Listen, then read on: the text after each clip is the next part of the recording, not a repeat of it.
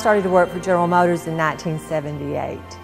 In January of 1978, when my son was in the first grade, and so I had been a stay-at-home mom, and so after he started school, it was kind of like my husband and I sat down and said, I said, I'd like to go to work. I got in, and I remember the first day wearing a polyester suit to work.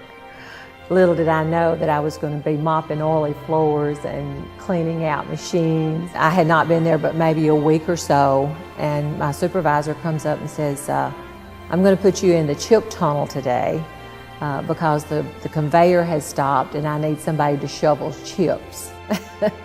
So I went down underneath the building and into a tunnel, and there I worked for about 3 days, from the time I'd get to work till I would leave every day, shoveling chips into a wheelbarrow, rolling them out to a rail car, emptying them and coming back and just starting the whole process again. Doing that work, running machines, learning the whole process was a good opportunity, was a learning opportunity for me, but I knew that I didn't want to do that forever. So when my son started to college in 1989, I started to college too. My whole experience at Athens State was very, very positive. All of my professors I thought were very professional and always well prepared, and I felt like all the time that I spent at Athens was just benefited me so much. I think that the time that I spent in the classroom, I learned a lot. I mean, I can remember one of my very last classes was operations management.